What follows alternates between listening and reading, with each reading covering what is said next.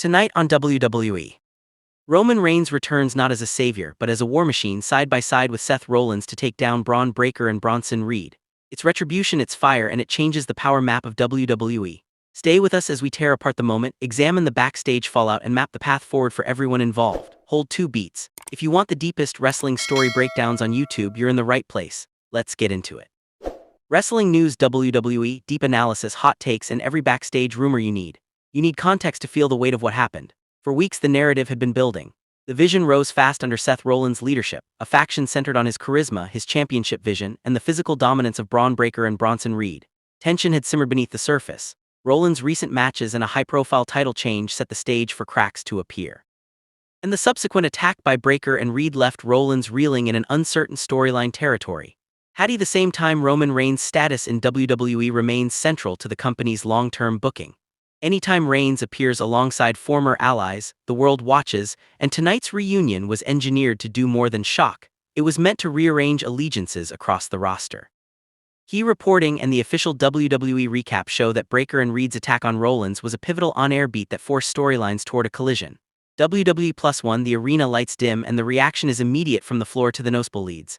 The crowd roars. Roman Reigns' entrance is not ornate tonight. It's focused, deliberate, and heavy with purpose. He walks with the posture of someone who's been calculating for weeks. Someone who knows the locker room tension and is ready to weigh in. With Rollins by his side, the visual is iconic.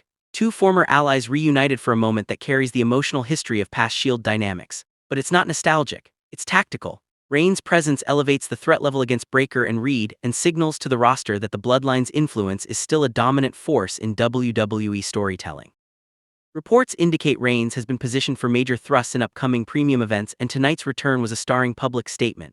Seth steps to the mic before anything else. The lights close and tight. He doesn't demand cheers, he asks for a moment to speak. There's humility in his voice, rawness in his tone. He says, "I led and I failed you. I thought I could make the Vision last forever, but my choices cost us. Roman, I am sorry." This apology isn't a throwaway line.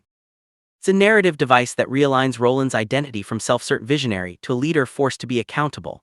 An apology in Cabe is dangerous. It could be accepted and become the seed of a reunion, or it can be exploited and turned into weakness. On screen, Roman listens. His expression is unreadable. The classic Universal Champion poker face, but the crowd feels the significance. Rollins is asking the man with the longest reign and the most to lose to believe in him again. The moment creates a powerful emotional hook for audiences invested in both characters' legacies. Sources noted Rollins' on-screen apology as a clear signal that WWE wanted to pivot his character arc towards redemption. WWE Roman's response is measured. He doesn't immediately embrace Rollins or offer public absolution.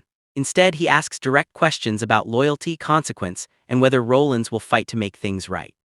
The interaction is the type of slow-burn character building that pays off months from now.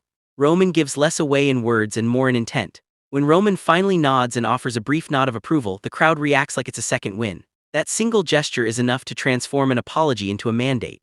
Rollins has not been welcomed back with open arms. He's been given a mission, a test by the island's ruler. This is perfect to long-form storytelling fodder and lines up with the way WWE has historically handled reconciliations between major players.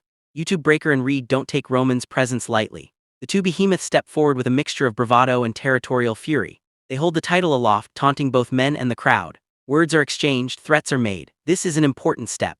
The segment must establish clear motivations. Breakker and Reed aren't just opportunists, they believe in their right to the spotlight and resent Rollins' leadership decisions. The structure is classic. Rollins apologizes, Roman evaluates, Breakker and Reed respond with contempt, and the air itself feels combustible. The camera cuts to backstage reaction shots, community commentators and fans' phones capturing every second. This is the map for the physical blow-up that follows. WWE's official coverage captured the invasion and the context of the attack, cementing this as a plotted escalation rather than a random brawl. WWE What follows is a condensed war. Roman and Rollins hit the ring and engage Breakker and Reed. The choreography balances spectacle and grit. Roman brings methodical power. Rollins adds speed and ring IQ. Breakker and Reed add raw, almost primal force. The sequence must read on camera as chaotic yet controlled hot tag signature nearfalls, and a punctuated spot that sells the stakes that it's not a clean match. It's a beaded-driven cinematic segment. Lesnar-esque suplexes, Reed's power moves, Breakker brutal slams. Each exchange sells the idea that this is personal. Multiple outlets reported video and highlights from the segment as a major talking point on social media, demonstrating the viral potency of the brawl. The finish is decisive but not decisive enough to close the story. Perhaps a run-in from allies interrupts a clear winner. Maybe the match ends with Rollins and Roman standing tall but bloodied, or with Breakker and Reed escaping with the title perched above their heads. The booking choice here matters for momentum. A clean victory for Reigns Rollins sends a message of dominance. A chaotic escape keeps Breakker and Reed credible threats. From a storytelling perspective, the segment should close with unresolved tension, a cliff that sends viewers into the next week hungry. Based on coverage, WWE left the conclusion primed for further episodes and future pay-per-view implications rather than a definitive resolution. Behind the stage, the fallout is immediate. Reporters and insiders picked up on the carefully staged beats, who was in a locker room during the brawl, who the production team wanted to protect, and whether anyone required medical attention. There are also backstage politics, which stars benefited from the angle and which were temporarily sidelined. That if Rollins sells injury, it creates urgency and sympathy, a classic way to deepen the redemption arc. If not, the angle becomes a purely narrative beat. Outlets close to WWE reported that some injuries were legitimate while others were worked to build heat, and that the company planned follow-up segments to keep the story in the headlines for weeks. That's the Suplex Saga breakdown of Roman Reigns' return with Seth Rollins to take on Bron Breakker and Bronson Reed. Tell us, which booking path do you want to see? Drop your take in the comments. We'll read them and make reaction videos based on the best theories. If you enjoyed the deep dive, like, subscribe, and hit the bell to stay tuned for our shot-by-shot breakdown and the best backstage sourcing on this angle. Wrestling News WWE.